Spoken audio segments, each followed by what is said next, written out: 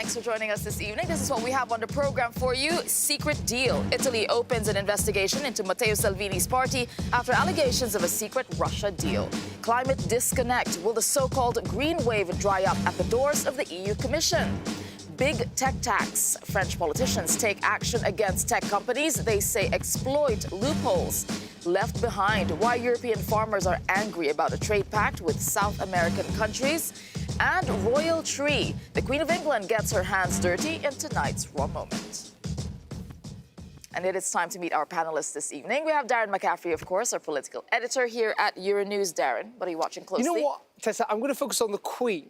Okay. I am the British monarch. I mean, planting trees, God knows for how many years, 80 years. And I think in a world in which people talk about populism and people as leaders acting for themselves, I don't think even Donald Trump cannot have admiration for the stoicism and the duty that the Queen has fulfilled over the last 9 decades. Looking forward to that video there. All right, also joining us tonight, Fabrice Potier. He's a Chief Strategy Officer at Rasmussen Global. What about you, Fabrice? Well, I think the French tax on digital services is a very interesting story. It's basically Donald Trump opening another front in the economic war that he's waging against the Europeans. And the question is, will the French stand on their own, or will the other European member states rally behind the French? How will they go about dealing with this? All right, and also joining us, Leonardo Panetta. He's a European correspondent of the Italian broadcaster Mediaset. What about you, Leonardo? What story are you watching very closely? Try to guess. Salvini, Russia, Putin. All of it. Yeah. Because now there is an investigation in Italy, so we have to see where to wait. But it's a very, very particular case. All right, and that is exactly where we are beginning our program this evening, because Milan's public prosecutor says that it is investigating Italy's League Party after a BuzzFeed news report revealed it had sought millions of euros from Russian investors in a secret oil deal. The report prompted Deputy Prime Minister Matteo Salvini to respond, saying that his party has received zero funding from Russia. Now, BuzzFeed released an audio recording of an alleged covert meeting that took place ahead of May's European elections. Here is an extract of that recording. Next May will be the European elections, and we want to change. The new Europe has to be close to Russia, as before, because we want to have our sovereignty. We want to really decide for our future, Italian, for our children, for our sons, not depending from decision of illuminates, of Brussels, of USA. We want to decide. Salvini is the first man that want to change all Europe. Well, following this story from Rome is our correspondent, Georgia Orlandi, who is joining us now. Georgia, so we have the latest, is that investigation. Can you tell us more about that? Good afternoon, Tessa. Well, Italian prosecutors, yes, have opened an investigation into alleged funds received by the League from Russia. Although Salvini and Salvini have denied any wrongdoing, we heard what Salvini had to say yesterday. He said, "I've never taken any money from Russia, not even 1 liter of vodka in financial aid." But also, I had the chance to speak to Salvini yesterday over the phone. He told me that, yes, he confirmed he was at the Metropole Hotel, but just to meet with local entrepreneurs. He said that he never attended such a meeting or that meeting, and he also told me that he finds it quite strange that such recordings have just been released 9 months after, and he said this is not what journalism should be about. And he confirmed that his lawyers are filing a lawsuit against those who spread such allegations. But this is not the first time that we hear about a secret meeting between Russian investors and Salvini's closest aides, a meeting that allegedly took place on the 18th of October in Moscow. Italian magazine Espresso reported on that a few months ago, but the difference today is that BuzzFeed is releasing what it calls evidence of the fact that this meeting took place. Now, the deal discussed by the 6 men would involve a Russian oil company selling 3 million tons of fuel to an Italian oil company, Eni, with a value of $1.5 billion. Part of that sale, according to the deal, would go to the League Party. The secret recording has to be put in the wider context of the then upcoming European elections. Salvini refers to the creation of a pan-European alliance of countries that are pro-Russia, something that is quite similar to what Matteo Salvini said during his political campaign. Now, it's not confirmed whether the deal went ahead or not, but if it did, Tessa, this would be a great issue for the League party, not only because we would have a clear case of collusion between the League and Russia, but also because a recent law that was passed a few months ago makes it illegal for Italian parties to receive any funding or money from foreign governments or entities. Tessa. All right, thank you for bringing us those details and the context, Giorgia Orlandi there. Okay, I will start with you, Leonardo, because, so Salvini denies this, and he's even said that he's going to sue anyone who accuses him of this crime. But his stance on Russia, it's no secret.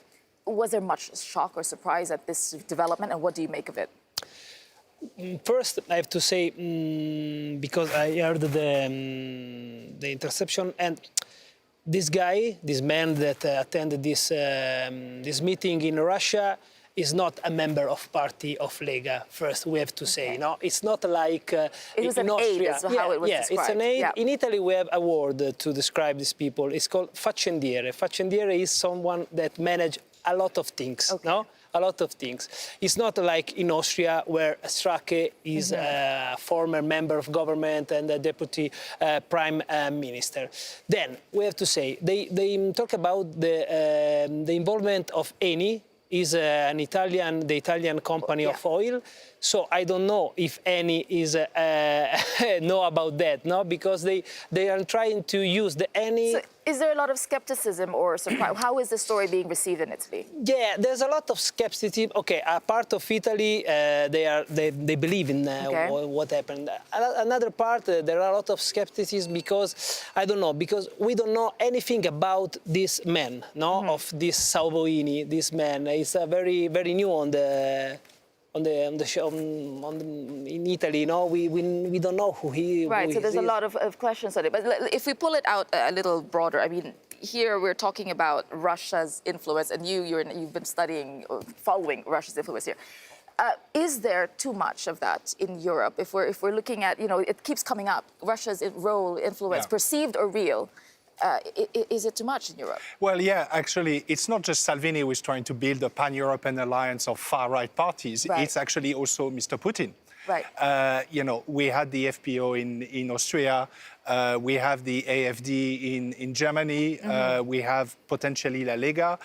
So we are talking about important European countries, and including parties that are now in government, and they are proven or alleged financial links between Moscow and those parties. Right. And it's not just about money. It's about ideology and it's about tactics. Look at the AfD, the tactics they use ahead of the European elections, the trolling, the automated accounts. These are tactics that have been injected by Russia and Europe. Right. So I think Putin is really trying to build that kind of European far right to disrupt the mainstream, to disrupt our democracies. Okay, and to follow just on what Leonardo was saying, Darren, if we look at how it would impact on Salvini, do you think he is going to double down on his stance on Russia, or perhaps start to distance himself because of everything, everything else is going on? Well, I think what we've seen for the past is actually these allegations, they don't really change the course of politics that much. I mean, you have to look at the United States, really, and Donald Trump.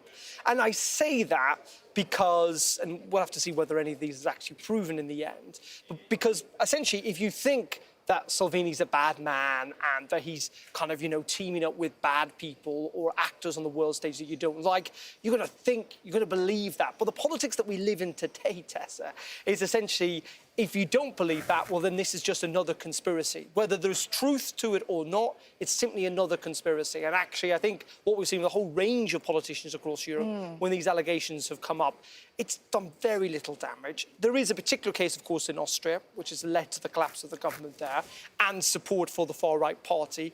But, I mean, the evidence there was pretty overwhelming. I mean, it was in the room. So, is this going to change the course of Italian politics? I'm not. Yeah, maybe we get. Sure what do you think? Is it going to change anything in Italy at this point? Just quickly. Now we have to clarify that Salvini, he obtained a lot of votes in Italy. He was the Lega, I think, is the most voted party in Europe, and then he obtained the double of the vote of Five Star Movement. So now, it's a pretty strong position in Italy. So I think that the problem for the Lega are beginning now.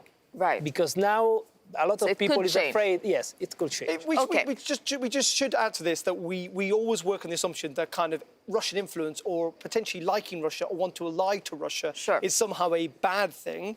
Clearly, a lot of people in Europe feel that, let's say, allying ourselves to the United States is not necessarily a good thing. So we shouldn't always just the assumption that Indeed, there's the conversation about the broader influence of countries. But first of all, let's talk to a reporter from BuzzFeed News, because we know that that's where the recording of this alleged meeting had come from. So let's talk to Alberto Nardelli, Europe editor and author of that report that came out yesterday.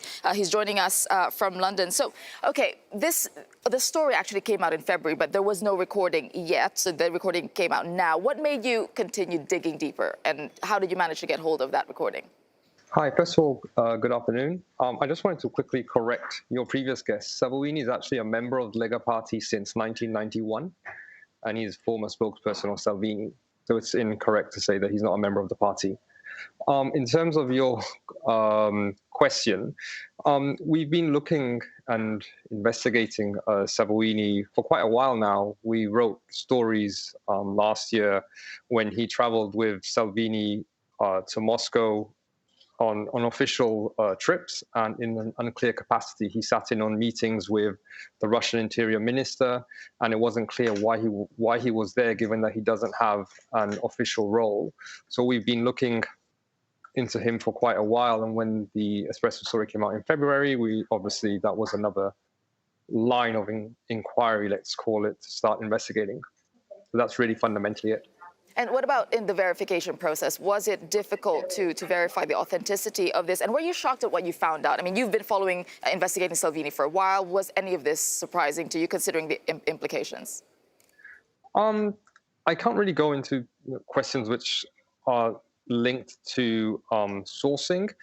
In terms of the surprise, I guess what's most surprising if you read the transcript, because in addition to the story, we've published a full transcript of the 75-minute meeting, is the level of detail in which the men go into and the level of secrecy to try and keep the purpose of the potential deal secret. I think it's very important to remember that they are very explicit in terms of what they're trying to do. They are very explicit in saying that the purpose of the agreement is to fund Lega, and they say that several times explicitly.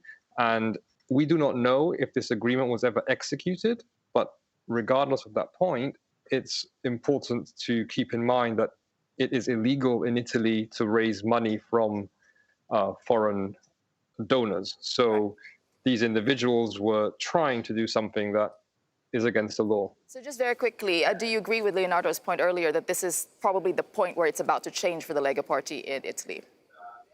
I mean, I don't know. I mean, as a reporter, I don't really have, opinions on Lega's politics or other political parties' politics, or the point that one of your other guests made about relationship with the US or Russia. I don't really have a view on that. I'm just a reporter and reporting the story. I think what's important here to keep in mind again is that it's not about the relationship with Russia or agreeing or not with sanctions. It is about men who were talking about a potential deal which is unlawful. Right. You are not allowed to receive funding from abroad, and that funding could come, paraphrasing Salvini, it could come from Greenland, Russia. It doesn't really matter. Mm-hmm. The potential agreement that they were talking about is unlawful. All right. Thank you very much for joining us, Alberto Nardelli there from BuzzFeed News. We wanted to say something before I wanted to react to Darren's point. I do agree that I don't think it's going to change the core supporters of La Lega or the core supporter of Marine Le Pen in France, that there is a link with Moscow. But I think it shows them that there is a strong contradiction. They are standing for nationalist, sovereignist policies, and yet these people allegedly went to Moscow to ask money to a foreign power to actually do their bidding at home. So here you have a nationalist party that is saying, I'm defending Italian people, but yet to defend Italian people, I'm borrowing money from someone who has a pretty bad reputation. And I think that's the core contradiction that we need to show out in the open. Do you agree then with what Alberto was saying, that it doesn't matter if it came from Russia or Greenland, and he was saying, but it's the fact that it came from a foreign entity, or is it because it's Russia that there is It's both. Okay. It's illegal and it's immoral. Okay. Well, I mean, I think it does matter that it's come from Russia rather than, you know, clearly, given what Putin's tried to do, given his playbook of being disruptive, particularly when it comes to European politics, it does matter that it is, or potentially is, Russian money. And it is interesting to pick up on this point that, yeah, what you often find in kind of nationalistic parties across Europe is that they want to band together, bizarrely, on a European platform to try and disrupt European politics, which slightly goes away against their nationalistic view. But ultimately, will this change, and has this changed politics, these links with Russia? Not for the supporters of those parties, and I don't think it has fundamentally shifted really in most places, but what it may well do is stem support to them, that it may well frighten off kind of middle ground voters who might at some stage be lured to vote for them. Okay, very quickly, what are you watching moving forward in this case particularly? I don't know. We have to say that Putin visited Italy, so I think that we have to consider this. Putin, recently to the Financial Times, gave an interview. He said that the liberalism is dead, no? So I think it's a particular moment. For the Lega, I don't know. We have to also to consider what is happening to Lega here in Brussels, because they are not obtaining anything. They are all against Lega. So I think that they are realizing that it is a very, very difficult period for them, and maybe they have to change the strategy for the period, for the future. I mean, the investigation has just started, so this is certainly very new. A lot more to come in this story. Okay, let's now turn our attention to the EU's top job. Now, the European Parliament has confirmed that MEPs will vote on Ursula von der Leyen's nomination as Commission President next week, after rumors circulated that it may, in fact, be pushed back to September, but her victory is far from guaranteed. Von der Leyen has been on a charm offensive this week, meeting with various groups of the parliament and facing lengthy grillings from MEPs. Today it was the far left, and yesterday she failed to win over several parties, including the Greens, who say they will vote against her next week. At her first press point yesterday, she set out her vision for Europe's future. What matters in the next 5 years is to have a strong and united Europe that is taking on its role in our world. We will have to be more ambitious because we are running out of time. CO2 has to have a price. If we want to set global standards, we have to move fast. We have to be more ambitious about the 2030 goals, because climate neutrality by 2050 is a must. I believe it is possible to reconcile climate consciousness and a strong and prosperous economy. And we have to take the people along. People have fears, they have hopes, they have dreams, they have aspirations. And what Europe can provide is the answer. It can provide jobs, perspectives, stability and security. And I'm convinced that Europe is able to do that. In every country, work should pay for a living.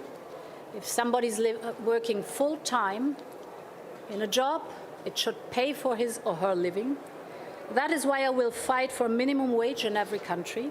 One of the topics we've been discussing at the top priority is the fact that as Commission President, I will lead the debate on how to anchor the Spitzenkandidatensystem. All right, joining us for this part of the conversation, we have Petra de Sutter, a Belgian MEP from the Greens EFA group. We have Tomislav Sokol, a Croatian MEP from the European People's Party, and Karen Melchior, Danish MEP from Renew. Okay, let's start with you, Petra, because the Greens were clearly not happy with the performance of Ms. von der Leyen. What was it that clearly didn't satisfy the Greens? Well, when you listen to her, it's nice words, but we had a hearing 1.5 hours, and we asked a lot of detailed questions, and she could not deliver there. She didn't make any promises that could satisfy us, and actually the hearing was I would say to give her a chance, because we, of course, are not happy with the process, as you know. We were very upset that the Spitzenkandidaten process has been killed by the council. But we wanted to talk about the content and see if we could really support her. And yesterday we were all So the very Greens as a disappointed. group is ready to go back to the drawing board if it comes Yes, back to that, back to square absolutely. one. Yeah. Okay, for Renew and the Liberals, generally there is support for her from your group, but you in particular are not, you clearly don't back her. I'm not that convinced by the Okay. performance in the hearing at our group meeting. She had a lot of sort of middle-of-the-road opinions on most subjects. We had some precise subjects on especially upholding values and academic freedom in Hungary from Hungarian members from Momentum, and the answers were not very good. And what she was kind of clear on, without being completely clear, was the position of Margrethe Vestager within the Commission, where she was saying that Mr. Timmermans would be the first vice president, but that Vestager would have a superior position. And for me, that's going back on the deal that was made in the Council. And if we can't trust her word already now when she isn't even elected, how should we be able to trust her afterwards? But how is she, there's so many issues here and some of them, diverging, you have to take one side or another. I mean, isn't this a natural strategy for someone who's trying to win over pretty much everybody? Yes. First, what is important, so I have to refer also to the previous discussions, that actually Ursula von der Leyen is the representative of the strongest party. That's I think is important when we speak about the democratic legitimacy. But of course, if one party was in favor, one political group was in favor of the Spitzenkandidat process, that was the EPP. So it wasn't us who killed the process. These were people from some other political groups. But as you said, we have to get a broad consensus, not complete consensus, but we have to get a broad coalition to support the president of the Commission. So I think it's important to have a balanced approach towards different issues. And what is important, I think, for her as a person is that she's a person who doesn't divide, who connects. So she's the person her who can answers are connect. satisfactory in the way that they're kind of just not offensive. No, but I wouldn't say so. There's some really concrete stuff there. For instance, now we have 40% legally binding target for greenhouse gas emissions by 2030. So that's currently legally binding. And what the candidate, Ms. von der Leyen, is proposing is to increase it to 50%, and which is, I think, a very big. The Parliament agreed on 55% already. So for us, that was very But paradoxical. legally binding is 40%. So the current legally binding target is 40%. So she wants to go lower than the Parliament. Okay, let's have Petra to respond. Because what is important is that you have to get also the Council to back it up. So you have to go with something which is realistic. So that's legally binding. Okay, Petra, Yes. what was your response? So our reaction to that was that since we already agreed in the Parliament on 55%, and we really need more if you believe the experts to keep up to the Paris Agreement goals, then her answer was very disappointing for us. That means that we need to go back on what the Parliament already agreed. So that's for us not acceptable. And the Commissioner shouldn't necessarily take the position of the Council, but should have an ambitious goal for Europe and not just say, okay, we need to make a compromise with the Council before we even start discussing it. So honestly, is this more, very quickly, is this more a question of Parliament versus the Council, or is this really about von der Leyen? It's leadership as well. Yeah. I mean, Okay. for us, But she's not the person to lead a But it's commission about realism. to bring It's Europe. about setting goals which can be achieved, and All not right. something which is that's- unrealistic. okay. Because you need to get the Council also to agree on. Well, hold No, that but thought. I mean, leadership That's is the showing ABC where of you want to go, Yes. and not just saying we need to make a compromise before we've set out our ambitions. But I wouldn't say this is a compromise. This is definitely a Okay, step last forward point. compared to the current legally binding situation. Okay, because one of the key groups, in fact, that Ursula von der Leyen was hoping to impress was the Greens, but she wasn't successful in doing that, and things haven't gone to plan for this nominee. Let's take a look.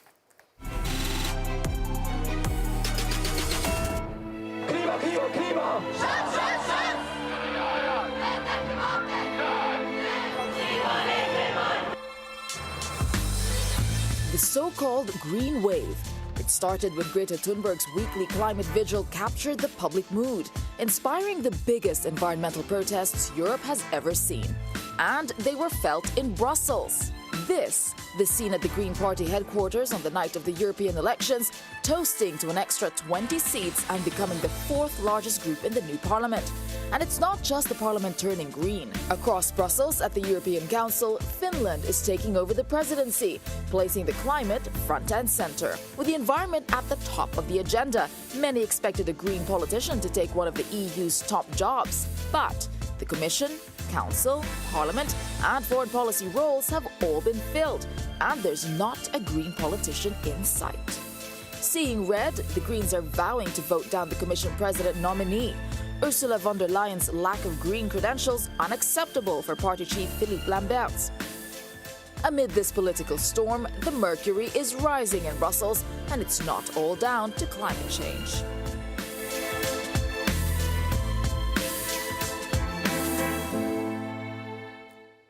We have a very interesting discussion happening while that was playing, but I'm going to go to Petra here about is the Green voice being ignored in all of this? Well, we were not because of a lack of involvement. Yes, we're not part of the deal that that was made at the council level, of course, and so that's why we do not agree with what is happening. At the parliament level, we were part of the negotiations on the content and a working plan for the Commission.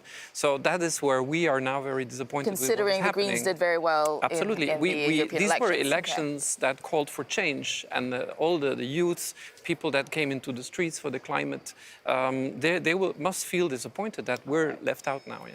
Okay, all right. We have a lot more coming up on Raw Politics. Is big tech paying its fair share? We will dive into France's new tax on tech giants. Plus, the Queen gets snippy with her lady-in-waiting. That's in tonight's Raw Moment. Do stick around.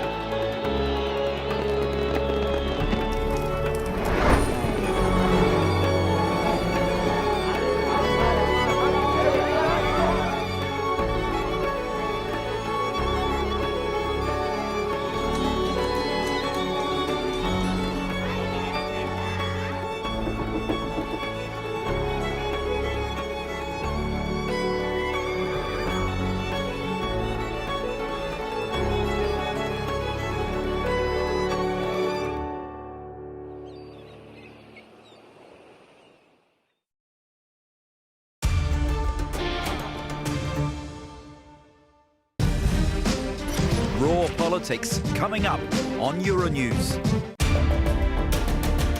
This Saturday on Euronews. Want to create and run your own business? On Business Planet, we meet the entrepreneurs and firms turning their dreams into reality.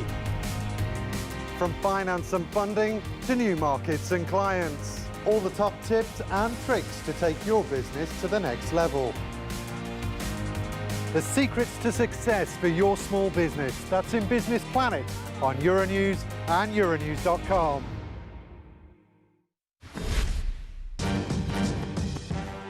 Welcome back to Raw Politics. Tired and frustrated at the EU's lack of progress when it comes to taxing tech giants, France is going it alone. The Senate today voted to approve a 3% digital services tax, with the US threatening to retaliate. Alex Morgan and our team in the Cube have this story. Alex.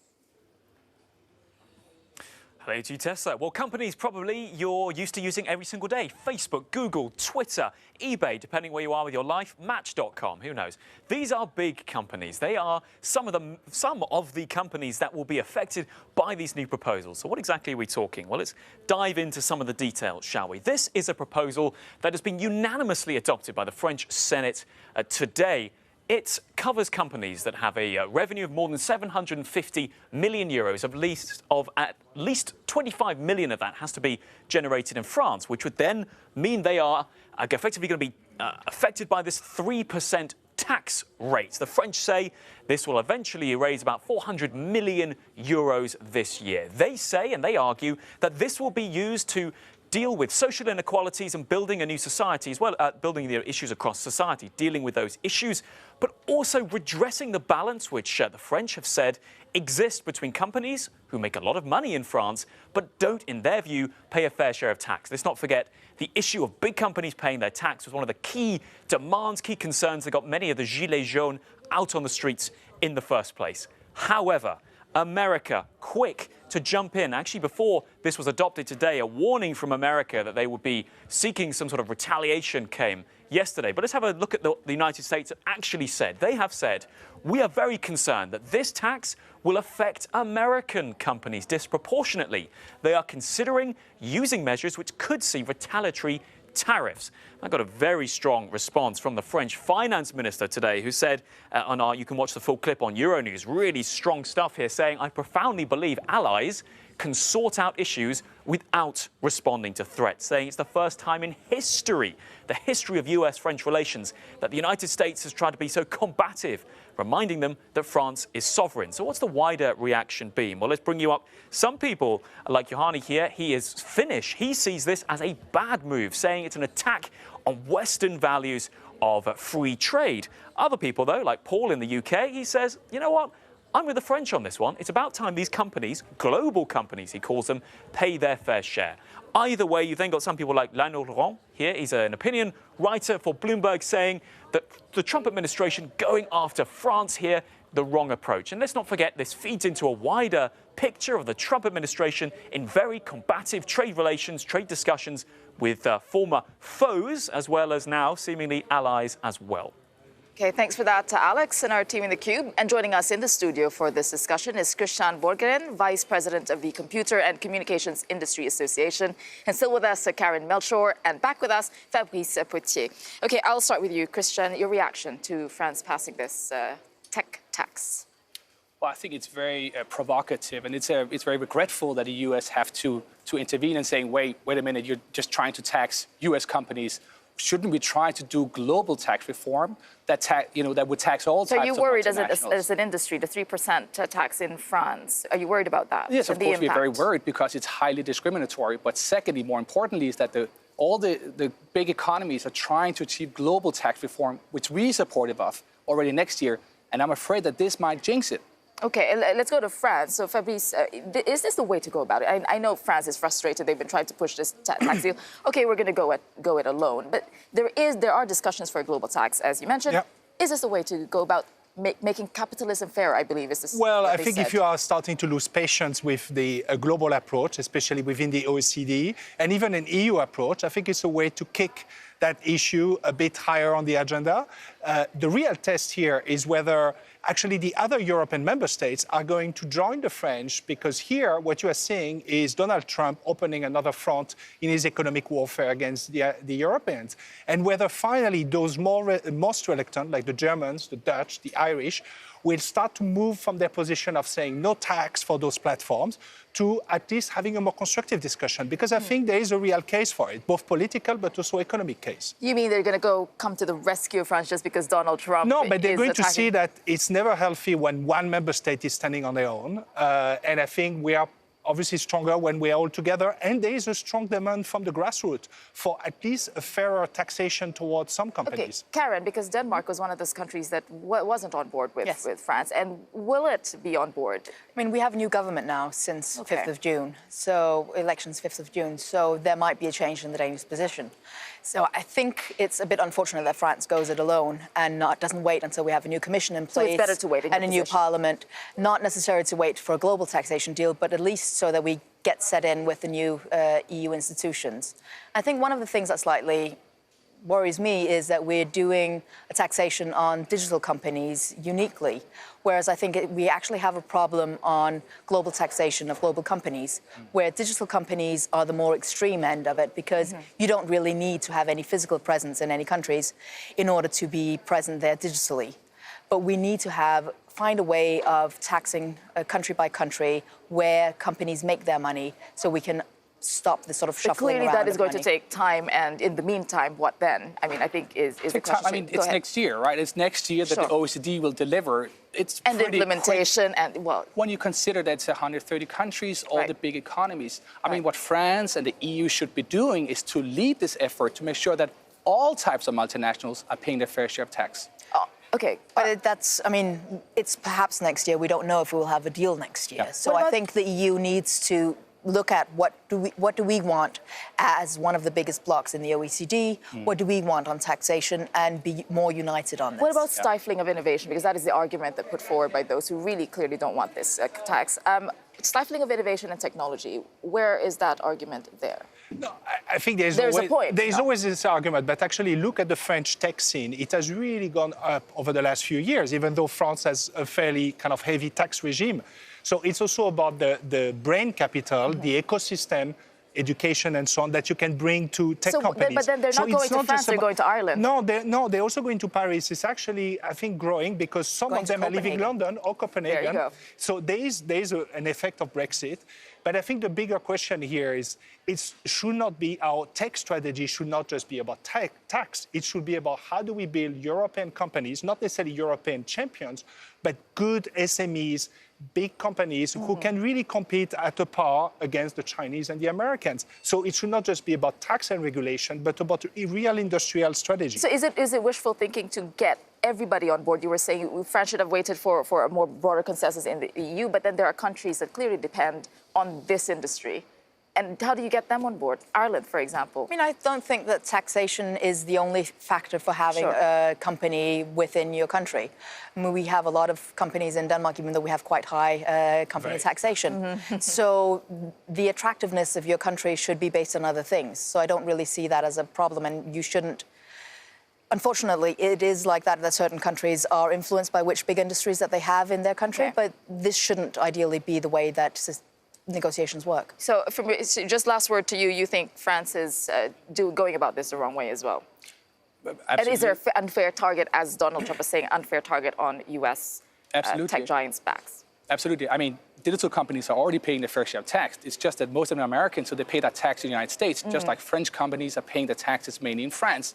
We should reform the international tax system. We can do that already next year to make sure that all types of multinationals are paying their fair share of tax. I think what's interesting is we're talking about tax here, but everyone, I think, agrees that it's not just about taxation in solving this, the tech question there. All right, coming up on Raw Politics, we have a lot more free trade backlash, why European farmers are marching against a trade deal with South America. That's coming up next.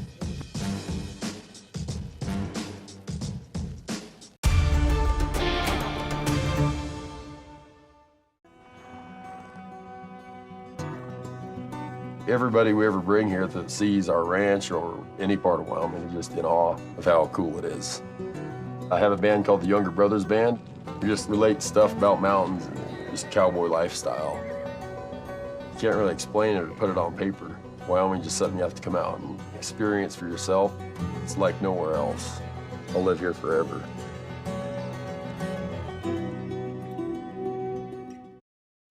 Angola is becoming one of Africa's most diverse energy producers. We are committed to delivering a cleaner, more renewable energy. Powered by our world-class infrastructure, driven by our people. We are making today work while caring about tomorrow. Angola is now.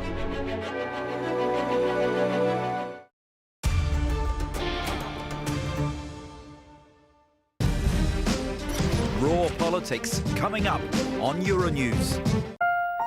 Air quality forecast in collaboration with Copernicus.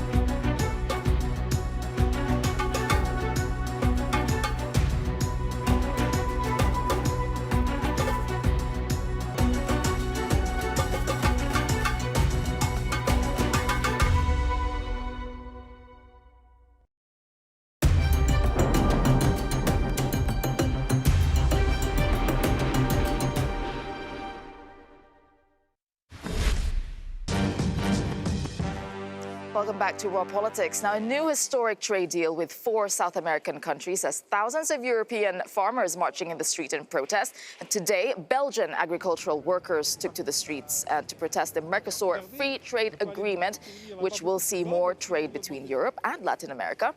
Proponents say that it is the most significant trade agreement in the EU's history, affecting nearly 800 million consumers. But critics say the deal could mean a surge in South American agricultural imports, which abide by lower standards than Europe. And it is not just Belgian farmers who are angry. Thousands marched in Ireland yesterday. The Irish Farmers Association says that the deal would, quote, decimate the Irish beef market by bringing cheap South American beef into the EU.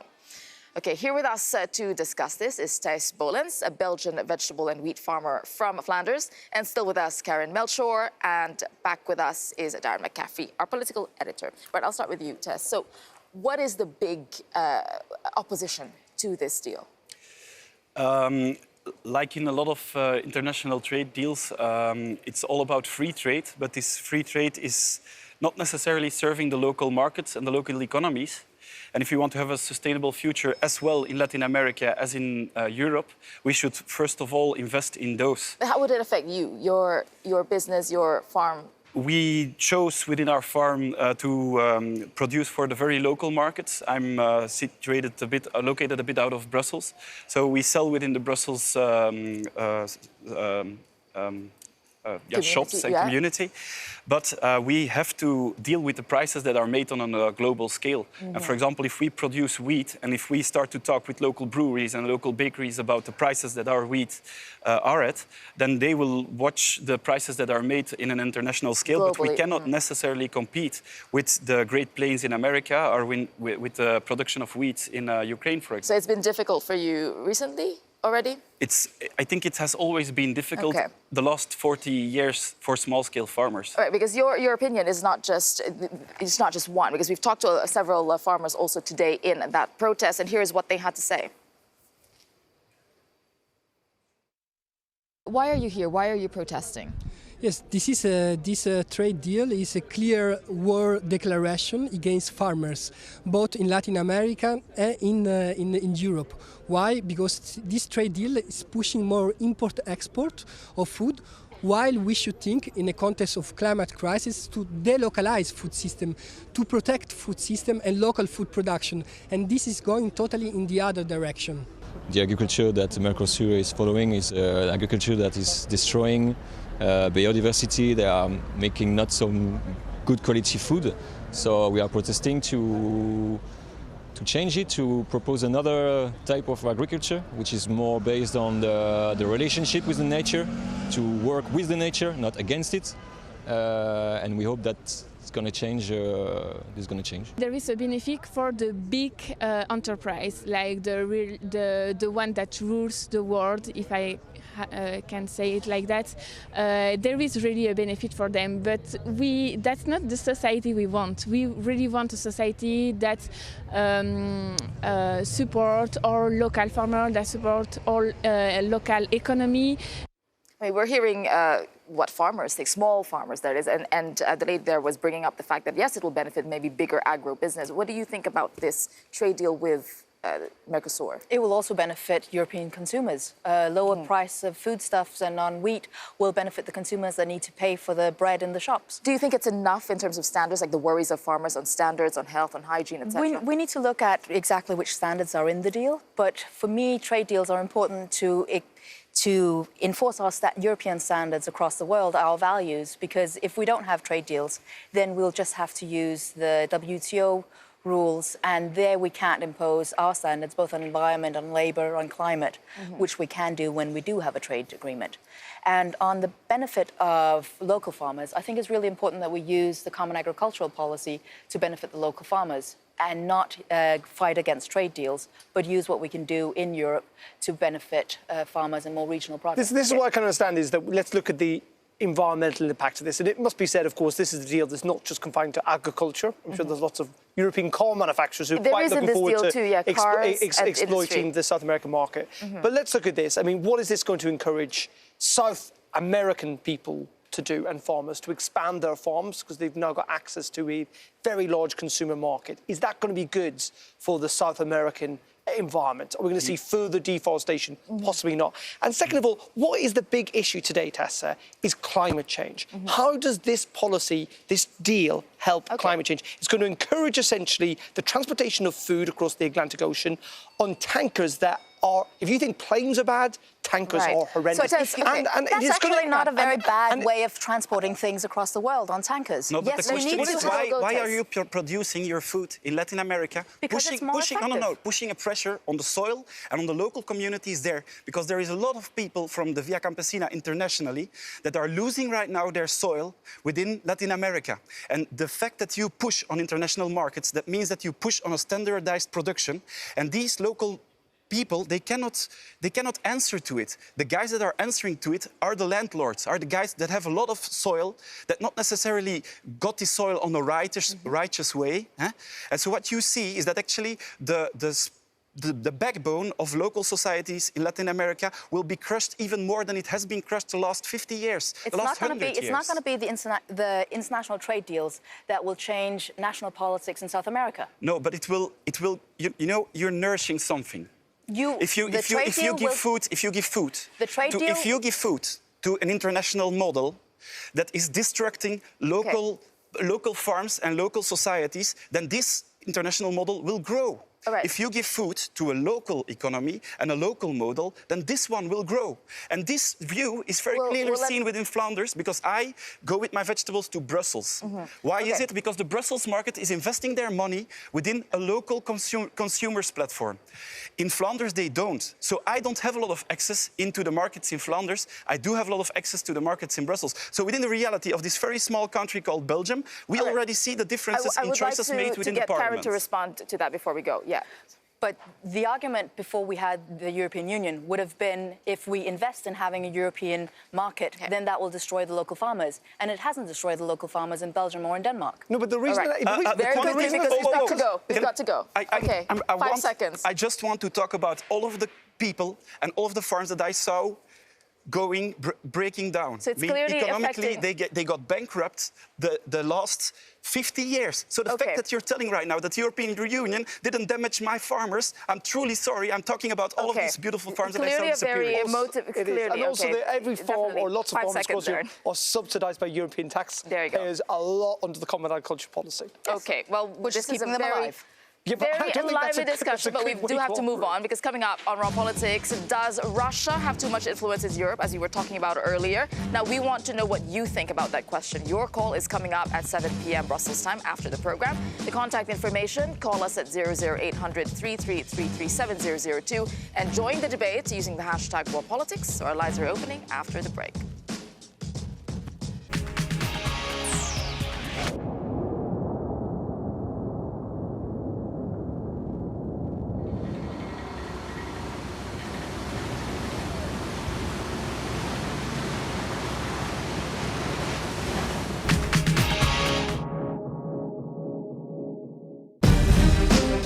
Raw Politics coming up on Euronews.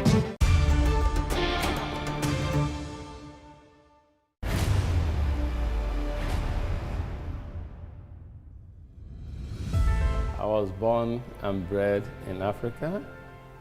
I schooled in Africa, and I have seen firsthand the level of poverty in Africa.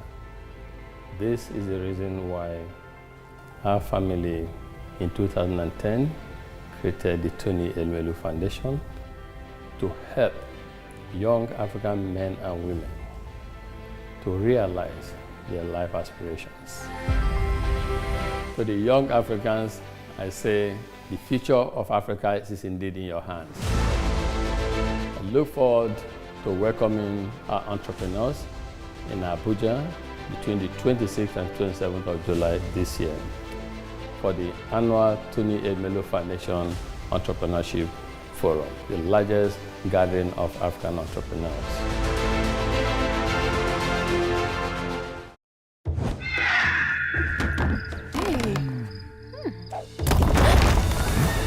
Forge of Empires. Develop your own city from the Stone Age to the future. Available in the App Store and at FOE.tv. Play now.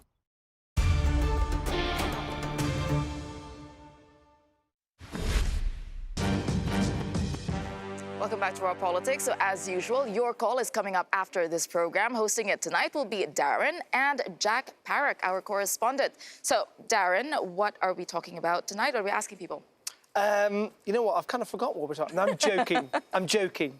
I'm not really. Let's have a look at what we're talking about tonight. Under investigation, Italy's Matteo Salvini, as public prosecutors launch a probe into his links with Russia. A close aide to Salvini took part in talks with Russian businessmen to fund his League party, according to BuzzFeed. This just months after Austria's Vice-Chancellor was forced to resign over a video which appeared to show him offering public contracts to a woman posing as the niece of a Russian oligarch.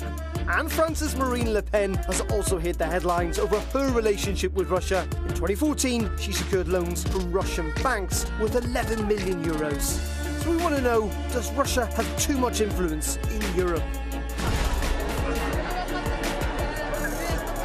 Environmental protests across Europe, the Green Party surging in the European Parliament elections.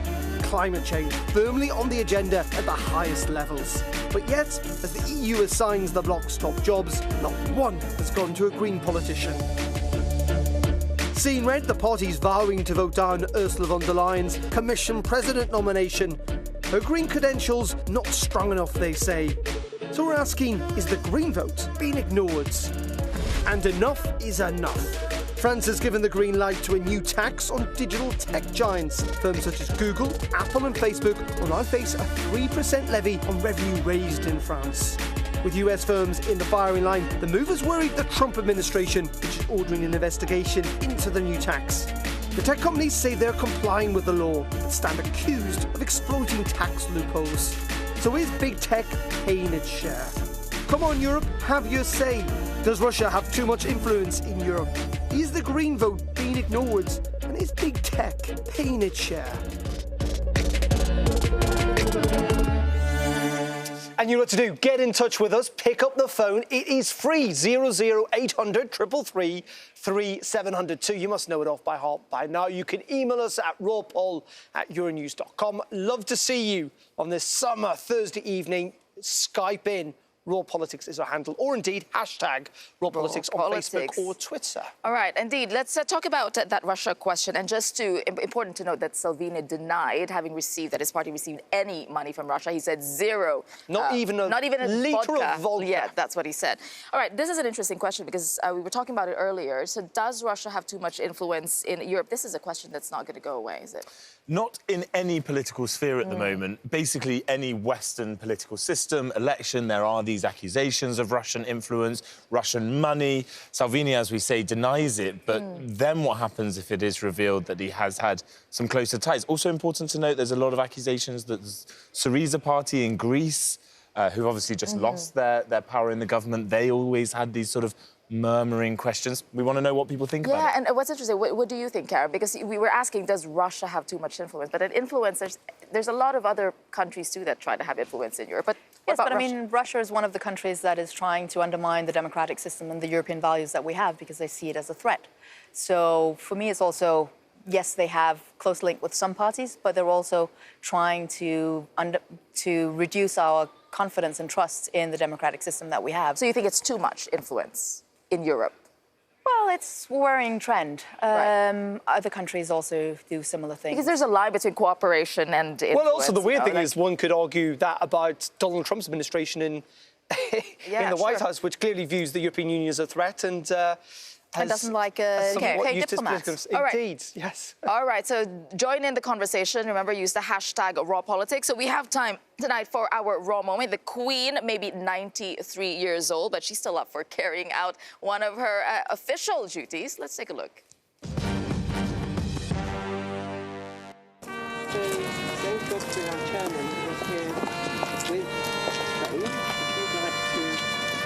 Give you the option of doing yourself, or do you... No, I prefer that. Excellent, thank you. Come round and...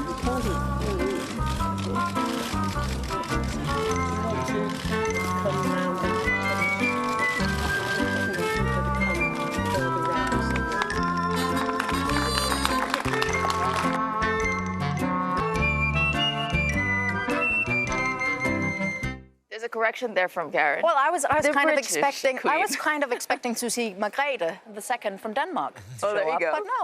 It's the British queen that we're talking about. Quite feisty there, though, that her reaction. I can still plant a tree. Yeah, I think, which is still quite extraordinary. 93, still carrying out lots of engagements. All I would say, and there was a lot of admiration from me earlier on in the programme, we can go as far as to say she's not actually planting the tree. She's not down on her the knees. The trees are clearly already in the ground. So, I mean, if that's the case, I'll go and plant lots of trees. Thank you very much. Well, there you go. Okay, so we would love to hear from you. Don't forget, your call is coming up after this program. So use the hashtag #RawPolitics and call in and Skype in. So thank you very much for joining us this evening. Stick around.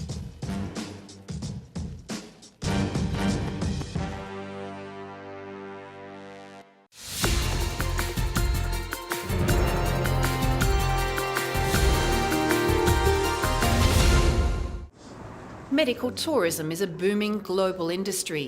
Estimates on market size vary, but the Patients Without Borders publishing group puts its value at around 60 to 80 billion euros worldwide each year, with 20 to 24 million patients travelling for medical treatments annually.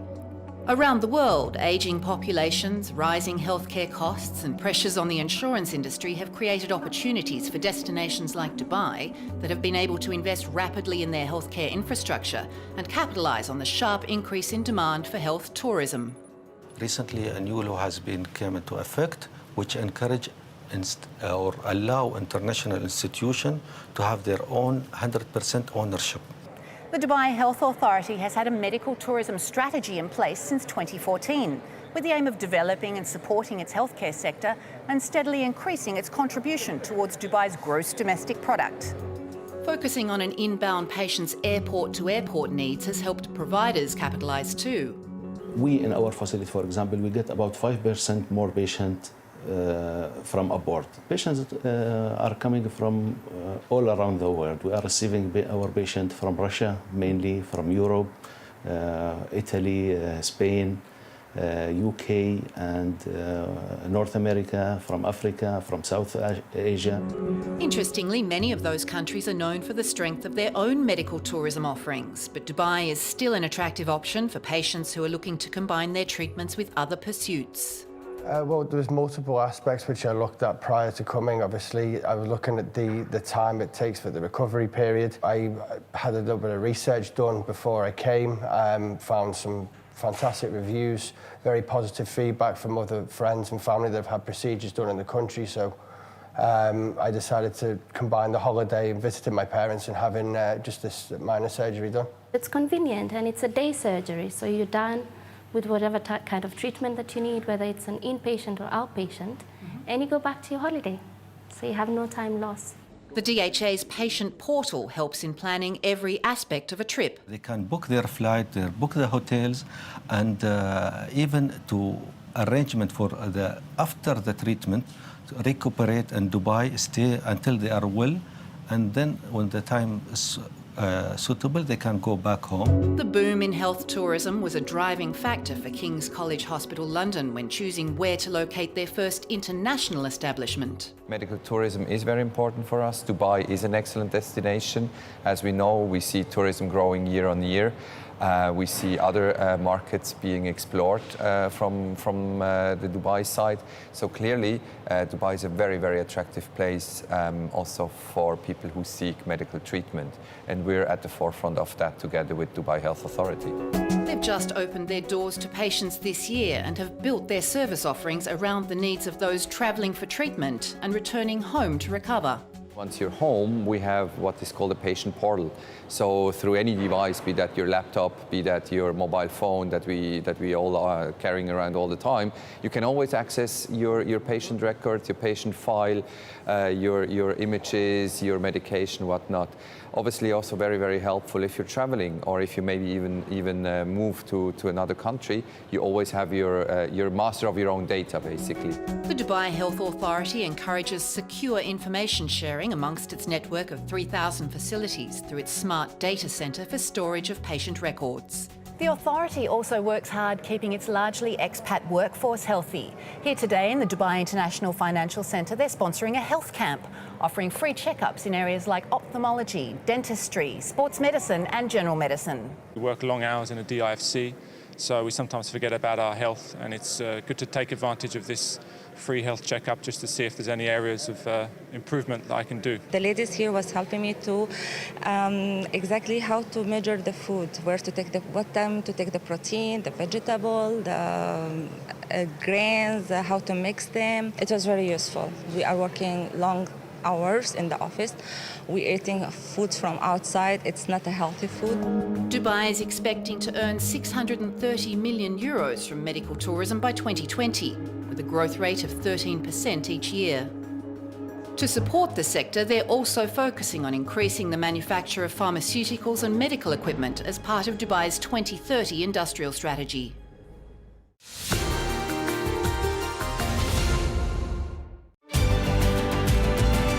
Euronews. All views. Well, we just heard from the politicians and all today's big stories, but now it's your turn. We're live. We do want to hear from you on Raw Politics. Your call.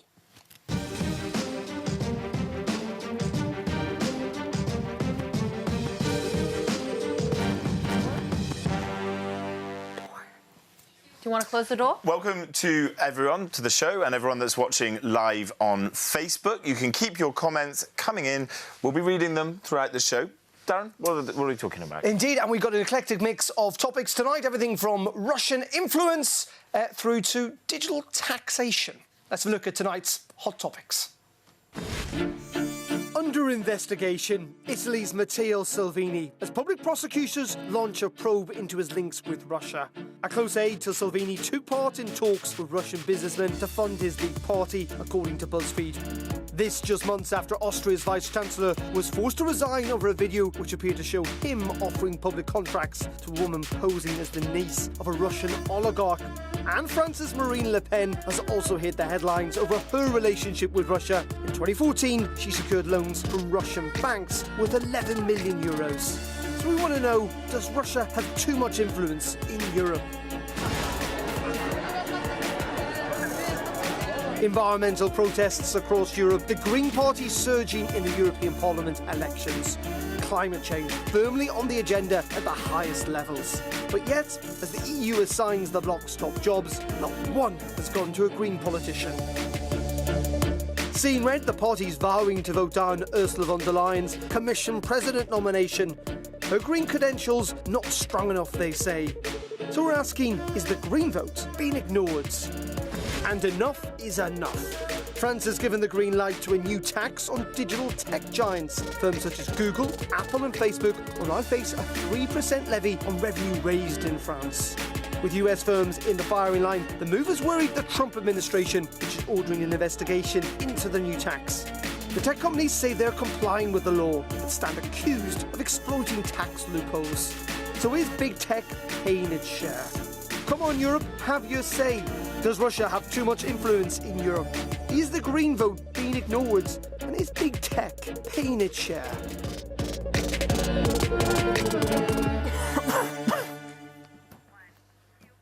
And you know what to do? Pick up the phone. It is free. The number you must know by now, 00800 333 3702.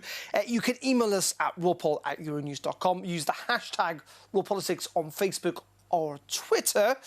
And if you fancy Skyping us, you can also find us under the handle Raw Politics. And when you give us a call, either on Skype or on the phone, we will not only be speaking to you, to Darren and I. We've also got Karen Melchior, Danish MEP with the Renew Europe group here in the European Parliament, and Jennifer Baker, an EU policy expert and journalist. They will be speaking to you when you pick up that phone and call us. Good evening to you both. We'll be hearing from them and indeed from you in a couple of minutes. But first, let's get the very latest news this hour. Let's join Belle, who's standing by at Euronews headquarters in Lyon. Good evening, Belle. Good evening, Darren. Yes, let's get you up to date with our top stories here in Lyon. Authorities in Gibraltar have arrested the captain and chief officer of a seized Iranian tanker ship accused of violating European oil sanctions on Syria. It's the latest move in a high-stakes back and forth between the UK and Iran. Gibraltar detained the tanker last week and Tehran has threatened to retaliate. The British Navy reported today that 3 Iranian boats attempted to intercept a British tanker as it passed through the Strait of Hormuz, an action Tehran has denied. France's parliament has passed a new law that'll hit some of the world's top tech companies with increased taxes, despite strong opposition from Washington. President Trump has ordered an investigation into the move. He says it unfairly targets US tech companies. American giants such as Amazon, Apple and Facebook are all likely to be subject to that tax, which applies to any company with an annual revenue exceeding 750 million euros. And Italian prosecutors have launched an investigation into claims that Interior Minister Matteo Salvini's far-right League Party sought millions in funding through a Russian oil deal. Officials say the inquiry began in February. It's been acknowledged following a report from BuzzFeed, which includes a recording of an alleged private meeting between Russian officials and a close aide of Salvini. Well, with that, you are up to date with our top stories from Lyon. Back to you, Darren, and to Jack in Brussels. Thank you very much indeed, Belle. A full news bulletin coming up at the top of the hour, 8 p.m.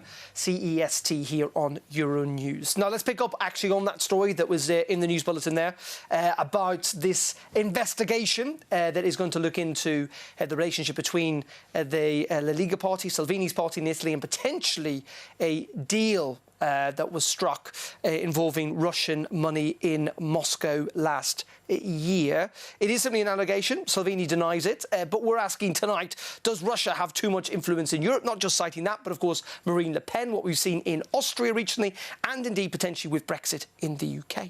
So, Karen, what do you think? Is there too much Russian influence in European politics, or is this sort of just overblown stories as those that are often involved in them say that they are? I think that there is Russian influence in European politics, and I think there is increasing amount of attention being paid to this Russian influence, and therefore I think that's also why we're seeing these stories coming up. I don't think that the general population will accept that Russian meddling in our political parties anymore, and hopefully we'll also have more transparency in party funding, which is sorely needed in some countries. Jen, what about you? What do you think? Do you think there's a problem with Russian influence, or is it just the attention that's drawn to it? Well, I think what we're seeing here is it makes a change from hearing about Russian disinformation campaigns, which are very much murky and under wraps. And I mean, I think the fact that this has actually come out very publicly, it doesn't surprise me. I don't think it surprises anyone that this sort of story emerges. What I think would be interesting to see is whether it leads to a full investigation, what that investigation finds, and just how much accountability there is at the end, rather than, the sort of below the table money changing hands that we never even hear about. OK, let's bring in Paul, who's on the line from Poland. Good evening, Paul. What do you reckon? Does Russia have too much influence in Europe on its politics? I think it should have more, but legitimately. Why should it have more, Paul? I was instructed, huh? Why should it have more influence? Because it's a European state. I was told to give you two reasons. One is it's not a Cold War anymore. Two is that Putin has brought Russia up from what was effectively a failed state in the 90s into a really strong world player at the moment. I think that... I'm sorry, Paul, I would disagree with you on that. I think Putin has actually made Russia into a very weak state, and he is trying to seek influence through funding specific political parties and also through invading other countries in neighboring states. We saw that in Georgia, and we saw that in Crimea and Ukraine, and this is his desperate attempts to have influence in his own country rather than dealing with the environment and the economy in Russia. Go on, Paul. So far as Ukraine is concerned, that took place after the revolution, where their former president was ousted, and there were ethnic Russians in Donetsk and Luhansk who were being persecuted by Bandera right-wing nationalists. There was a referendum in Crimea. And in Georgia, which was questioned, a referendum that was questioned highly. On the eve of the Beijing Olympics. And Russia is occupying parts of Ossetia and Abkhazia now because of that. So it's disingenuous. I can't believe my ears sometimes when I listen to Western politicians talking about how evil Russia is. When you look at the facts, you look at the history, what's happened to Russia and how Russia has responded. Russia at the moment is fighting, is allied with Syria in this in slaughtering children and hospitals and schools, yes. Paul, but isn't the point, let's come back to what we're talking about with Salvini, what you don't want potentially is any state, whether it be Russia or anyone else, illegally funneling money to political parties in Italy or any other EU country? Well, I find it curious that Russia is associating with these nationalist and right-wing movements. And I also find it curious that your MEP and other Western politicians are saying it's awful that Russia's influence is involved with these people, and on the same hand saying that these right-wing and nationalist movements are bad for Europe. But the argument is that that funding and that support for those groups is to try to destroy the unity of European countries, and that's why that money comes in. Very interesting what you're saying about the power of Russia as a country. I mean, its economy is basically somewhere around $1.5 trillion, I think, which is about the same as Benelux countries, so Belgium, Netherlands and Luxembourg combined.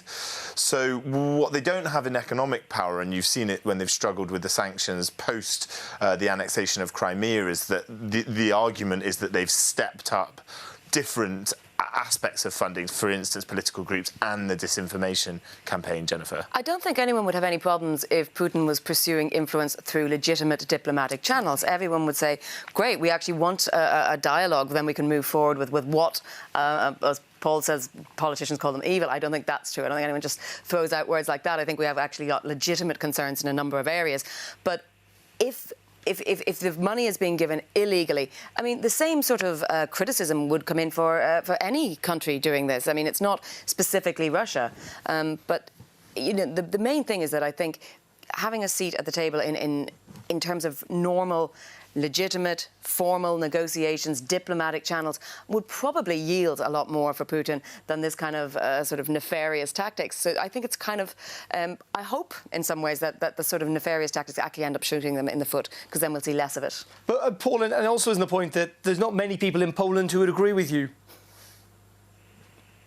That's true. But, you know, the memories of the war here are very close to the surface. You know, I came from the UK, and I was shocked at how fresh the memory of the war is. There is I don't know who it was, but there was a famous politician who said that the war really only ended in Eastern Europe in 1989, the Second World War. So it's relatable, but yeah, there is very strong antipathy towards Russia, but I think the Poles know how to deal with Russia. They've got a better acquaintance with them, and Poland is like a gateway between realms. It's really weird. To pick you up on that, a better relationship with Russia, I mean, one of the things that you're seeing in Poland is large numbers of US troops on the border in Poland under NATO agreements over concerns about Russia. It's not necessarily Poland dealing with that as a security threat. The argument would be that the US are really stepping in there. Whether you believe that threat is real or as Russia claims that it's not. Certainly. When I said better, I mean a better understanding of how Russia operates. And also you have to remember that NATO agreed in the 90s that it wouldn't expand eastward. So there's also this... The interesting thing, though, is you're living... suggestion that Russia...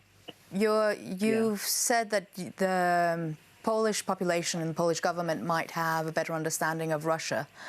And they're not very empathetic towards Russia. So perhaps we should be listening to more to what the Polish population and government are saying about warning us of Russian influence, rather than listening to people saying that we should feel sorry for Russia that they don't have the influence that they once had.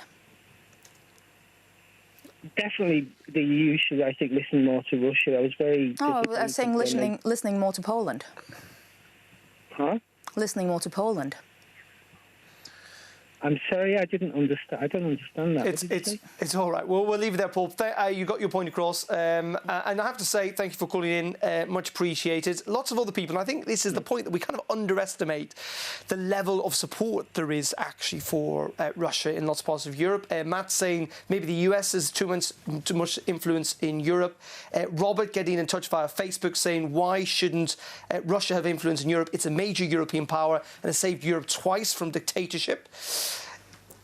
Isn't this the point that actually we always kind of think, oh, Russia's the bad guys in this kind of narrative, and actually lots of Europeans don't agree with that at all?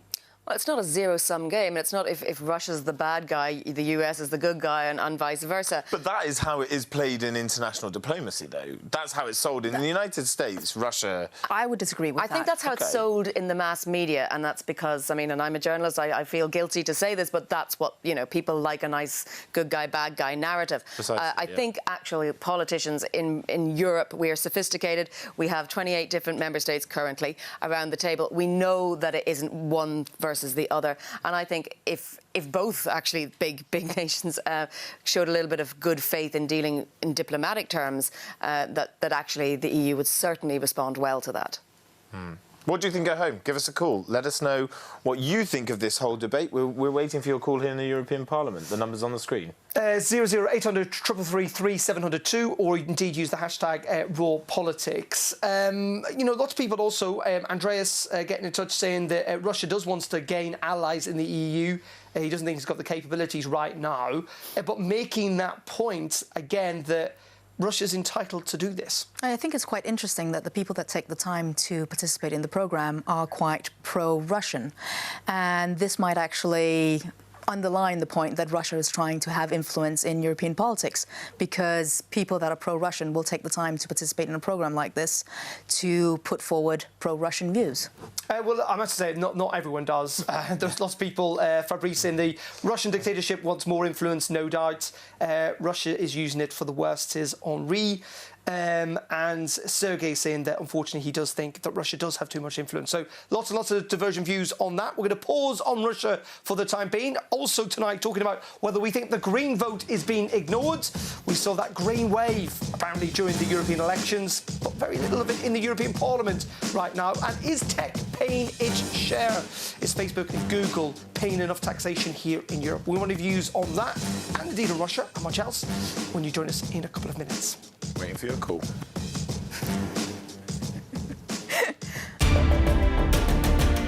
This week on Euronews. The origins of Mozart's Requiem, his heartbreaking Mass for the Dead that he died composing, are shrouded in myth and mystery. A new staged version premieres at the Festival Lyrique in Aix-en-Provence. Terrifying, soothing, and solemn by turns, Mozart's final masterpiece, in Musica, on Euronews and Euronews.com. Musica is proudly presented by Rolex. This weather report is brought to you by Turkish Airlines.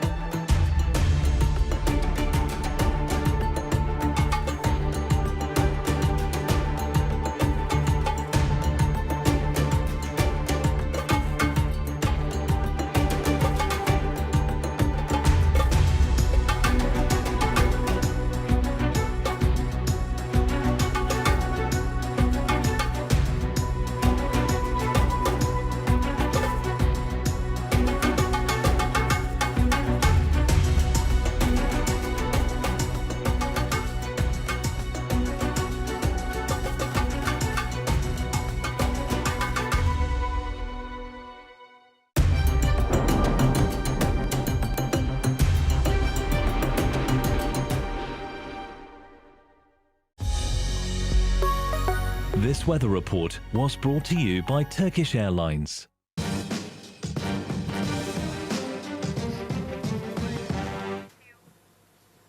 Welcome back to Raw Politics, your call. It is a Thursday evening. Tonight we're taking your talking points on everything from Russia to the green agenda to digital taxation. I'm going to stay on this issue of Russia, because I think we have got James from Greece, from Sparta in Greece on the line.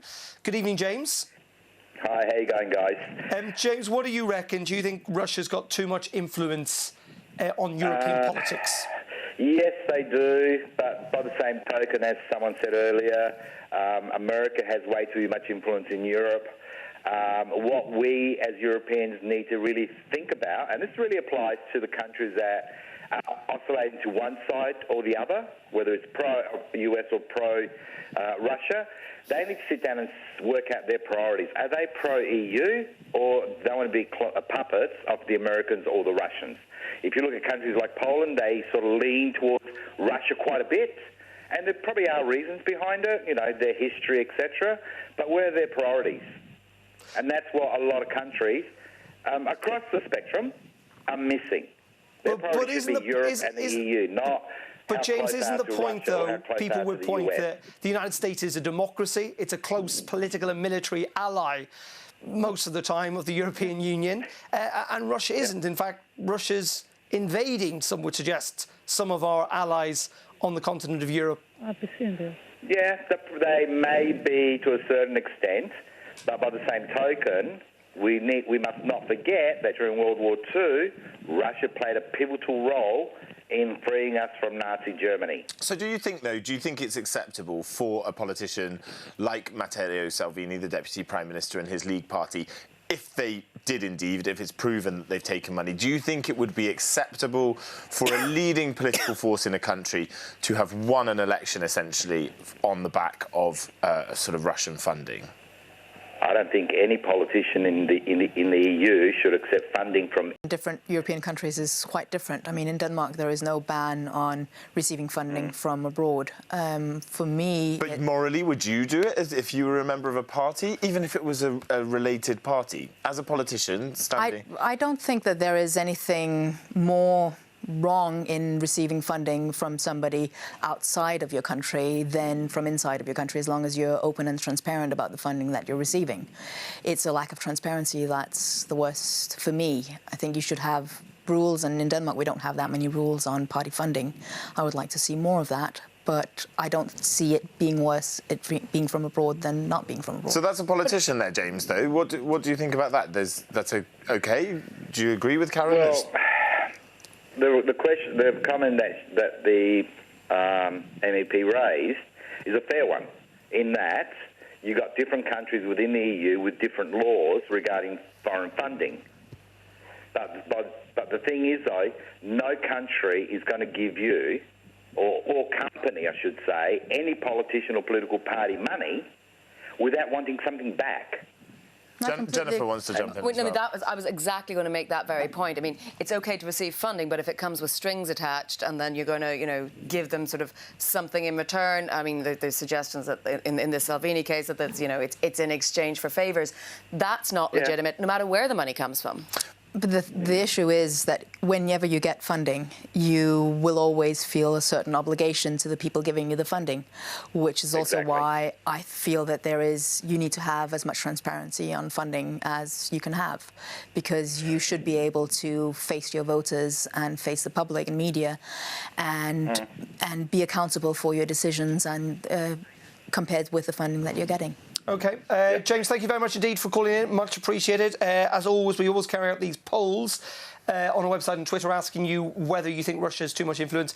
At the moment, it must be said, 59% of you saying yes, you do think they've got too much influence, 41% saying no. And that's a relatively even split on a topic like this, though, I think, Darren, on these polls. Russia has influence. Yeah. Well, then is that a point that actually Russia's much better at playing this game than kind of Western democracies are? Hopefully our politics isn't decided on polls online, but sometimes it could feel like it if you look at Brexit vote. Loads of social media, the influence that social media has on how people vote and how they perceive things is massive. And actually, Russia and potentially the far right are far better equipped and better at it than Western European democracies, or indeed this institution is. Well, they're very good at setting up troll factories. I mean, there are thousands about 1,000 rumoured to be working in this one sort of the Internet Research Agency, as it's called, in Moscow. And simply all they're doing is trying out memes, disrupting what's going on in terms of the discussions on social media. And what's interesting is if you look at what they're doing, that's, you know, where we can at least with reasonable accuracy say that's coming from this agency, is they're pushing sort of extreme views, but not always in one direction. So they're pushing extreme right populist views, but equally they're pushing sort of other views, like things like Black Lives Matter, which is, you know, a great movement, but they're sort of inflating these narratives to cause arguments. Do we need to do more of this? I think I think we as in Europe. People in Western. No, I think we should do less of this. We should try and have a less polarised political debate and build trust in our democratic institutions, because it's not, for me, it's not really about the political points. It's the want of Russia, and well, not Russia, but Kremlin, is to undermine trust in political and democratic institutions. And that's why they don't care which side they're actually supporting. We're going to bring in Stephen on this. Stephen's there in Wiltshire on the line for us.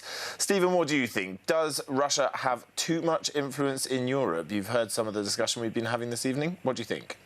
Yeah, I've heard, good evening. Yeah, I've heard some of the discussion. I'm not sure if you touched on the bit that worries us here in Wiltshire, when a couple of Russian agents come along, smear Novichok all over Salisbury, try to kill 2 people, kill 2 other, or kill one British citizen and seriously hurts another one. And then you have people saying, "Oh, do they have too much influence?" Of course, they have too much influence, and you know. That's a different sort of situation, though. When we're talking about the sort of political influence and then the sort of intelligence agency, do you see that as related? Well, it's Russia. Of course, it's related. I mean, you're not talking about a democracy that has lines of demarcation between the intelligence organisations, Parliament, the government and the judiciary. It is one large, well, as some people put it, one large, enormous kleptocracy. What should be done then, Stephen? What should we do here in Europe? What should we change about how we operate with Russia or allow them with their influence? The whole conversation sparks from this alleged funding to Matteo Salvini's League Party in Italy. Yeah. Do you think there should be stronger rules against that kind of funding? Yeah, of course they should. We have got rules here in the UK about funding political parties and transparency. I'm not sure that they are actually transparent enough, but if these sort of rules were copied across the EU, this would help. Dealing with Russia, we just have to understand, until they become, please God, a democratic society, we have to deal with them. They export oil to us, they export gas to us, they're sitting there on our borders. We have to deal with them, but we have to, we're supping with the devil. We need a very long spoon. OK, Stephen, thank you very much indeed for that. Tamas saying Russia already has too much influence in the EU, especially in Hungary. He is from Hungary. That they even build another atomic power plant for 12 billion euros. 80% going to be loaned, which Hungarians will have to pay back in 30 years. But also adds the US is not a democracy since the Trump administration. There is an argument to be made here that actually we've pushed Russia into this corner, that we've created Putin, that by continually to isolate Putin and with the economic sanctions, which are biting the economy hard, that we now end up in this vicious cycle when in order to maintain his support and his authority in the country, he's having to become more politically aggressive on the world stage, and that actually, it's what Donald Trump has talked about, and indeed other European politicians, we should bring Russia in from the cold, be friendlier, and actually try and strike some cordial relationships. I think I'll let you make that argument, Darren. I don't think I would. I think our last caller just raised the issue of what happened in Wiltshire, the Novichok case. You can't deal on a straight level with them. Let's say, will you accept then that the current strategy is not working? Well, I mean, it depends what we want it to work for. If it's not, well, clearly we want to get on with Russia. It's a big country. It's the biggest country in the world in terms of land mass. It's got 140 million people in it. It's on our doorstep. Historically, has actually been an ally of many European countries. So we'd quite like cordial relationship with it. The current strategy of kind of isolations and sanctions isn't working. But should we change tack? You shouldn't compromise on the European values and the liberal democracies that we have in Europe. That's not up for debate. They've just rejoined the Council of Europe. That's a matter for the Council of Europe. I don't think that they perhaps should have rejoined the Council of Europe. I think that's quite problematic. I quite like Ursula von der Leyen's point that we need to have a dialogue with Russia, but the Kremlin understands strength. So we should have a dialogue with them from a position of strength. We shouldn't go in to the negotiation room with Russia from a position of weakness, when we must stand united in Europe to defend liberal values and liberal values of democracy. And I don't think the Trump administration is a strong defender of those at the moment. And isn't that the other problem, that actually some people are turning, or people might well look at kind of the United States, which was this kind of bastion before, and have now decided that actually, you know what, potentially they're as bad as Russia? Well, I mean, the current administration, there are strong indications that they was supported and put in place by Russian money. So I don't really think that we should perhaps put them on either sides of the Atlantic, but perhaps put them on the same side. Evidence of that yet to be proved. Sandeep even suggesting that Russia influence is now transcontinental and that India is feeling its own Russian influence and that it's time for them to lay off. Right, we're going to pause again because we need to take a commercial break, but we're going to come back after the break with what? We're going to be talking about the digital tax issue, I believe, Darren. Give us a call, pick up that phone. Questions on the screen for you. Hashtag Raw Politics 00800 333 3702, and we'll see you in a couple of minutes.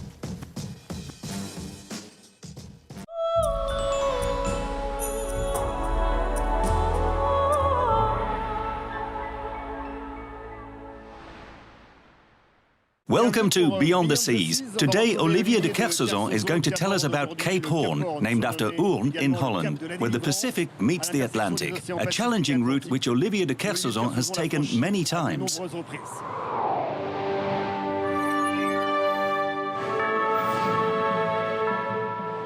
Cape Horn is the rocky tip of the South American continent.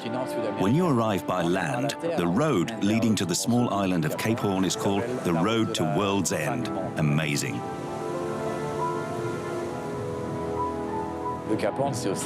For sailors going round it, Cape Horn marks the end of the roaring 40s, the end of a really hostile world, the end of the vast Antarctic Sea.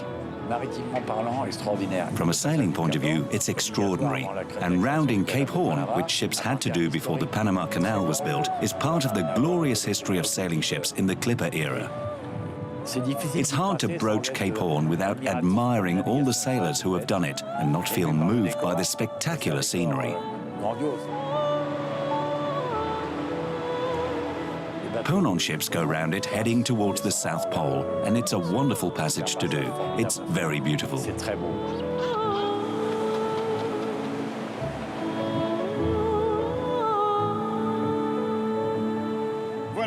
See you again soon for another episode of Beyond the Seas.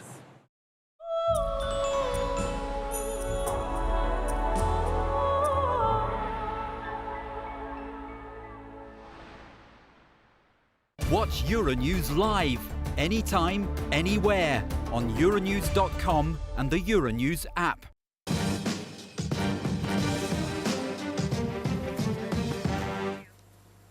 Welcome back to Raw Politics. Your call. We've got about 15 minutes or so left on the programme. We want your views on everything from whether you think the Green vote is being ignored or not, given the fact that they don't seem to have got any of the top jobs here in Brussels, even though they did particularly well in the European Parliament elections. We are going to come on to this topic because Jennifer is desperate to bombard you and bamboozle you with statistics about whether tech, people like Facebook and Google, are paying their fair share of taxation. But we're going to stay on whether you think Russia has got too much influence in European politics. That's the debate we've been having so far, and I think we've got Anne from Norfolk on the line. Anne, what do you think? Is Russia, do they have too much influence here in Europe? Well, your last caller, Stephen from England, he has said everything that I was going to say. The only thing I'd like to say to that guy in Poland is he's never been interrogated by the Stasi. I have, and I can assure you that is not very, very good. Expand that. Explain that. Explain it. Yeah, I mean that's a pretty major experience to. It is. It really was a major experience. You go through one room, and there's nothing in it. Then the wall opens. You go into another room.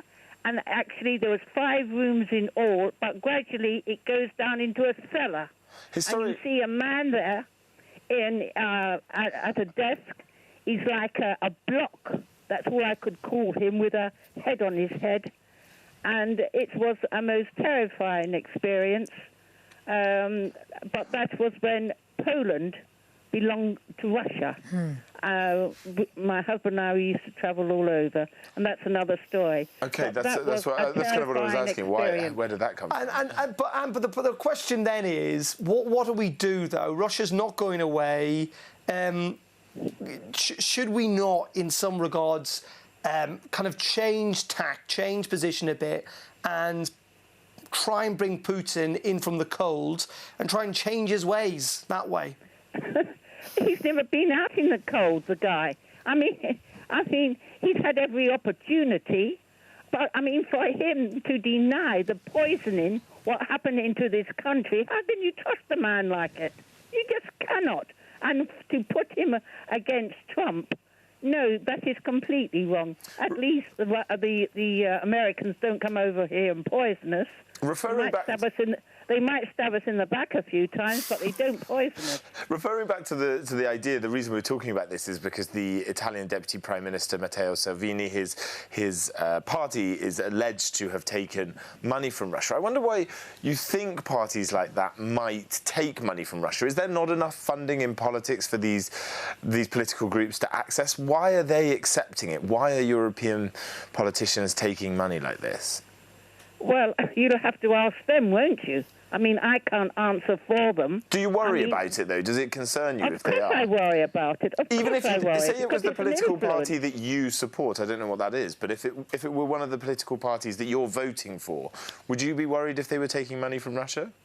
Most definitely. Most definitely I would. OK, and thank you very much. Interesting and quite an incredible experience by regards. Just very finally on Russia, just before we move on. But isn't the point is that I was saying that sympathy towards Russia is probably a bit higher than lots of people might recognise, or at least is reflected in the mainstream narrative of politicians elsewhere. People also, to a degree, and we've seen this in polls, starting to question democracy as a system of government, and some people quite admire the way that Vladimir Putin, the kind of strong man that he is, runs his country. And they wouldn't mind that in their own country.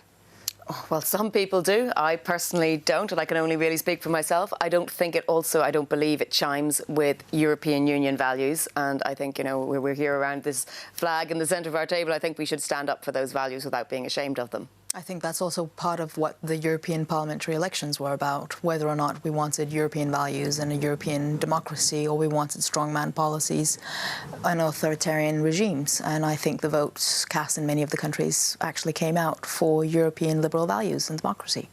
OK, right. Well, there we go. We're going to leave Russia for the time being. Undoubtedly, an issue we're going to come back to again.